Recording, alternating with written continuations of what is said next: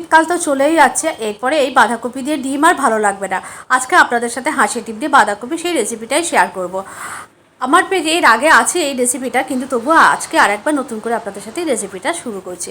নমস্কার, আমি অন্তরা, আপনাদের চ্যানেল অন্তরা কুকিং চ্যানেলে আপনাদের সবাইকে জানাই অনেক অনেক স্বাগত। বড়দের প্রণাম আর ছোটোদের ভালোবাসা দিয়ে আজকে রেসিপিটা স্টার্ট করব। প্রথমেই যেটা লাগছে, বাঁধাকপিটাকে খুব ভালো করে কুচিয়ে ধুয়ে নিয়েছি। এরপরে গ্যাসের উপর একটা কড়া বসিয়ে দিয়ে তার মধ্যে একটু জল দিয়ে বাঁধাকপিগুলোকে একটুখানি ভাপিয়ে নেবো। খুব গলগলে সেদ্ধ করবো না, একটু ভাপিয়ে নেবো। আর দেখুন এই পর্যায়ে এসে বাঁধাকপিটাকে এরপরে ঢেকে রেখে দেবো, তারপরে ভালো করে ঠান্ডা করে নেবো। এদিকে কিছু মশলাপাতি কেটে নেবো, তার মধ্যে আলুগুলোকে বড় টুকরো করে কেটে নিয়েছি। এরপরে একটা মিক্সির জার নিয়ে তার মধ্যে কিছুটা রসুন, স্বাদ অনুযায়ী লঙ্কা আর একটু আদা দিয়ে ভালো করে মিহি পেস্ট করে নিয়েছি। দুটো বড় সাইজে টমেটো টুকরো করে কেটে নিয়েছি আর দুটো বড় পেঁয়াজ ভালো করে মিহি করে কুচিয়ে নিয়েছি। এরপরে গ্যাসের উপর একটা কড়া বসিয়ে দিয়েছি, পর্যাপ্ত পরিমাণে তেল দিয়ে হাঁসের ডিমগুলোকে ভালো করে খোসা ছাড়িয়ে রেখেছি, গায়ে একটু কাট দিয়ে নিলাম। তারপরে কড়ার তেলের মধ্যে একটুখানি হলুদ ছড়িয়ে দিয়ে ডিমগুলো দিয়ে দিয়েছি, তারপরে দিয়ে দিয়েছি লঙ্কা। এইভাবে ভাজবেন, ডিমের গায়ে খুব ভালো কালার আসে আর সমস্ত নুন আর হলুদ চারিদিকে ছড়িয়ে যায়। আর এই ডিমের গায়ে হলুদ বা লবণ মাখিয়ে দিলে না খাপছড়া খাপছড়া লেগে থাকে, দেখতে ভালো লাগে না। তারপরে ডিমটা তুলে নেওয়ার পর ওই তেলের মধ্যেই দিয়ে দিয়েছি আলুগুলোকে ভালো করে টুকরো করে কেটে রাখা। এরপরে ভেজে নিয়েছি ভালো করে লাল লাল করে। ভালো করে যখন ভাজা হয়ে গেছে, মানে আলুগুলো প্রায় 70% সেদ্ধ হয়ে গেছে, আলুগুলোকে একটু সাইডে সরিয়ে মাঝখানটায় দিয়ে দিয়েছি একটু চিনি ফোড়ন।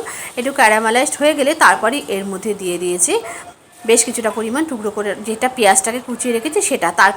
তারপরে একে একে পেঁয়াজটা ভেজে নেওয়ার পর দিয়ে দিয়েছি কেটে রাখা টমেটো আর তারপরে আদা রসুন লঙ্কার পেস্টটা দিয়ে দিয়েছি লবণ, স্বাদ অনুযায়ী লবণ এবং হলুদ দিয়ে ভালো করে এরপরে সমস্ত মশলার সাথে আলুটাকে ভালো করে ভেজে নেবো। মিক্সি জার ধোয়া একটু জলটা দিয়ে ভালো করে মশলাটাকে কষিয়ে নিয়েছি। আর এরপরে দেখুন বাঁধাকপিটাকে আমি এরকম হাত দিয়ে ভালো করে একটু চটকে নিয়ে ভালো করে নিংড়িয়ে জলটাকে ফেলে দিয়েছি। এরপরে বাঁধাকপিটা দিয়ে দিয়েছি। বাঁধাকপিটা ভালো করে সমস্ত মশলার সাথে মিশিয়ে নিয়েছি। তারপরে একে একে দিয়ে দিয়েছি কাশ্মীরি রেড চিলি পাউডার, একটুখানি ভাজা জিরের গুঁড়ো দিয়ে ভালো করে এরপরে সমস্ত কিছু একসাথে নাড়িয়ে ভালো করে মিশিয়ে নিয়েছি।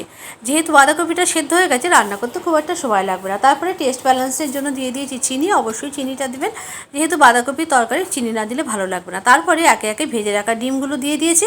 আর ডিমগুলো দেওয়ার পর বাঁধাকপি দিয়ে ডিমগুলোকে একটু চাপা দিয়ে দিয়েছি, মানে ডিমগুলোর মধ্যে যাতে সমস্ত মশলাপাতি ঢুকে যায়।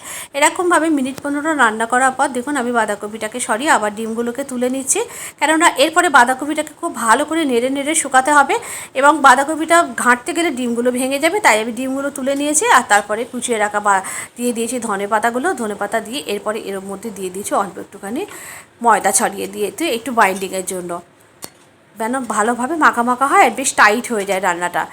এইভাবে আর কিছুটা রান্না হয়ে গেছে, সব শেষে ওপর থেকে একটু ঘি ছড়িয়ে বাঁধাকপিটাকে পরিবেশন করব। তারপরে এর মধ্যে দিয়ে দিয়েছি ডিমটা দিয়ে বাঁধাকপির সঙ্গে আবার একবার মিশিয়ে নিয়ে বাঁধাকপিটা দেখুন প্লেটের মধ্যে সার্ভ করে নিয়েছি।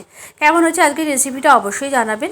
আর রুটি পরোটার সাথে ভীষণ ভালো লাগবে, গরম ভাতের সাথে তো ভালোই লাগবে। এরপরে আর শীতকাল চলে গেলে এইভাবে হাঁসের ডিম পাওয়া যাবে না, তাই আজই ট্রাই করুন। আবার দেখা হচ্ছে পরবর্তী ভিডিও।